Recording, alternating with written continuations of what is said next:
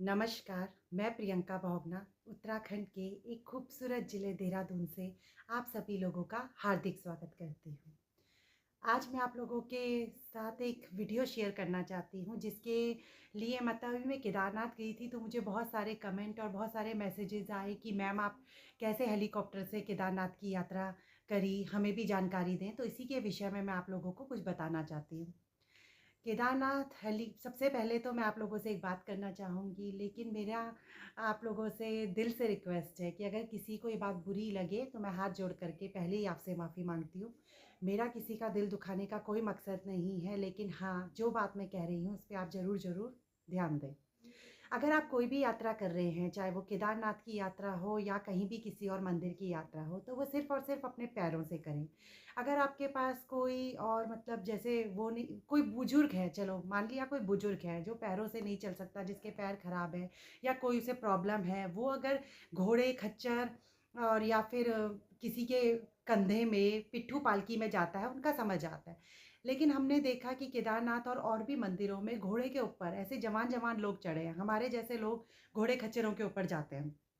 अब आप कहेंगे ये इतनी बकवास सुना रही है, खुद भी तो हेलीकॉप्टर से गई, लेकिन ऐसा बिल्कुल भी नहीं है।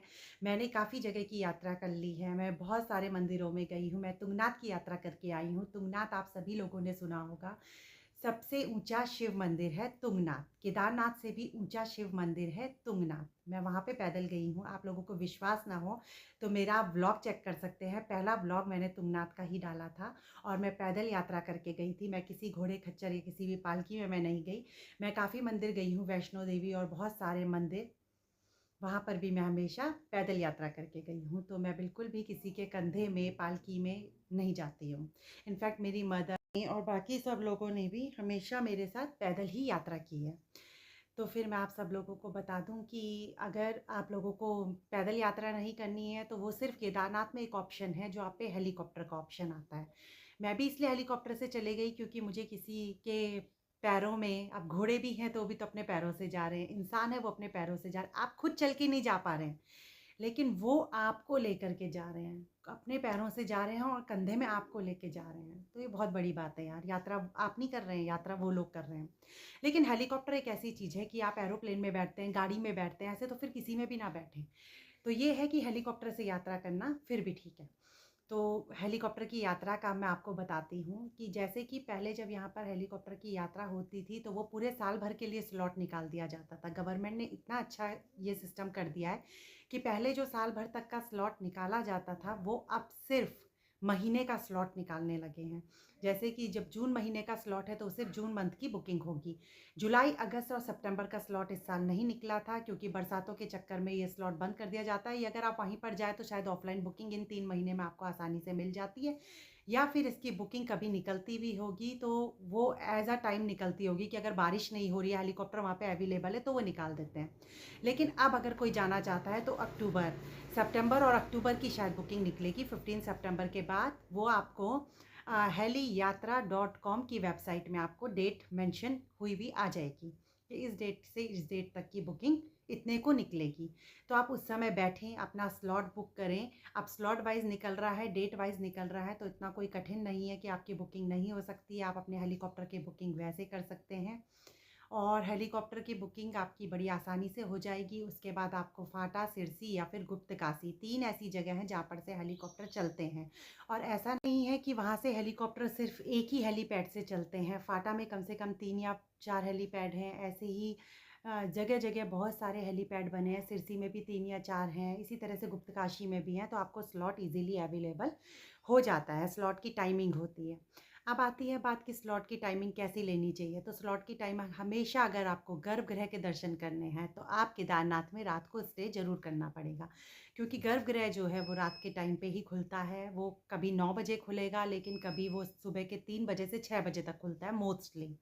तो आप उस टाइम पे आपको रात वहाँ पर अवेलेबल रहना पड़ेगा, जिससे कि आप गर्भगृह के दर्शन कर सकते हैं। अगर आपको रात को गर्भगृह के दर्शन करने हैं तो आप उसी समय लाइन पे लगें और उसके लिए आपको केदारनाथ में रुकना पड़ेगा। अगर आप दिन दिन जाते हैं तो आपको सेम उसी समय हेलीकॉप्टर से जा करके, कुछ टाइम लिमिट होती है, उसी टाइम पे आपको रिटर्न होना पड़ता है, तभी आपको हेलीकॉप्टर, वरना अदरवाइज वो आपकी बुकिंग कैंसिल कर देते हैं।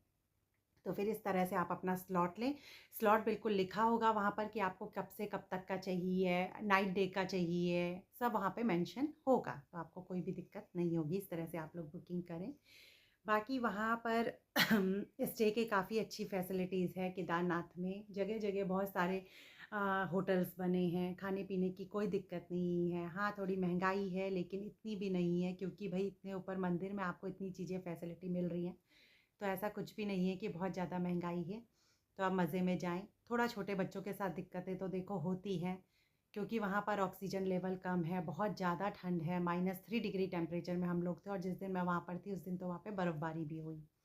थोड़ा सा दिक्कत तो होती है। जिन लोगों को ठंड से दिक्कत है वो थोड़ा ज़्यादा गर्म कपड़े लेके जाएं। मैं ये तो नहीं कहूँगी कि यात्रा ना करें, यात्रा ज़रूर ज़रूर करें, लेकिन अपनी सेफ्टी, अपने प्रोटेक्शन सबके साथ चलें, जिससे कि आपको जो सुविधा आपको अपने लिए लगती है वो ज़रूर ज़रूर लेके जाएं।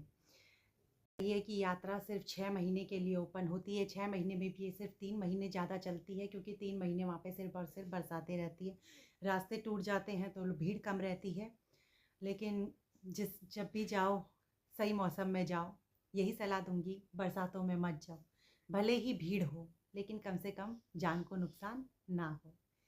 तो हेलीकॉप्टर की यात्रा का मैंने आपको बता दिया। काफ़ी सारे हेलीपैड हैं, आपको मिल जाएंगे, इजीली अवेलेबल हो जाएंगे। अक्टूबर में कपाट बंद हो जाते हैं, और नवंबर और दिसंबर तो फिर यात्रा नहीं होती है, तो अक्टूबर तक ही ये यात्रा होती है। तो अभी आप पे सितंबर और अक्टूबर का चांस है, तो आप देख सकते हैं। बाकी रही बात बद्रीनाथ, गंगोत्री, ये दोनों तो बिल्कुल रास्ते में हैं, इनका कोई भी दिक्कत नहीं है। आप गाड़ी पार्किंग तक जाती है, आपको कुछ भी नहीं चलना, मुश्किल से 1 किलोमीटर भी नहीं होता है जितना आपको, वो बिल्कुल सीधा होता है, ऐसे कोई चढ़ाई वाला रास्ता नहीं है। यमुनोत्री मैं अभी नहीं गई हूँ, मेरा सिर्फ यमुनोत्री धाम ही रहता है। यमुनोत्री धाम में सुना है 6 किलोमीटर है, लेकिन अगर मैं यमुनोत्री धाम में कोई हेलीकॉप्टर नहीं है, लेकिन आप सोचेंगे कि घोड़े खच्चर से जाएगी, तो बिल्कुल भी नहीं। यमुनोत्री की यात्रा हम लोग पैदल करेंगे, मेरे बच्चे भी पैदल चलते हैं, और हम पैदल ही यात्रा करते हैं। सिर्फ मैंने केदारनाथ की यात्रा हेलीकॉप्टर से करी है, बाकी वैष्णो देवी और जहाँ भी मैं जिस जिस मंदिर में गई हूँ, मैंने सब जगह की यात्रा पैदल ही की है। तो मेरी सबसे रिक्वेस्ट है, बल्कि मैं तो कहूँगी कि ये घोड़े खच्चर सब बंद हो जाने चाहिए, क्योंकि भले ही यहाँ पे इनका बिजनेस हो, लेकिन कम से कम घोड़े खच्चर तो बंद कर दें। जो लोग अपने पे लाद के ले जा रहे हैं वो पैसा उनको मिल रहा है, लेकिन जो घोड़े खच्चर में लाद के जा रहे हैं, घोड़े खच्चर को क्या मिल रहा है? पेट भर के खाना भी नहीं देते हैं। आदमी पैसा ले जाता है, घोड़े खच्चर बेचारे घास ही खाते हैं, वो भी खुद घास खाते हैं, उन्हें पैसा देते भी नहीं हैं। तो मेरी आप सभी से ये रिक्वेस्ट है। बाकी ब्लॉग अच्छा लगे तो शेयर ज़रूर करिएगा, लाइक और कमेंट ज़रूर करिएगा। Thank you.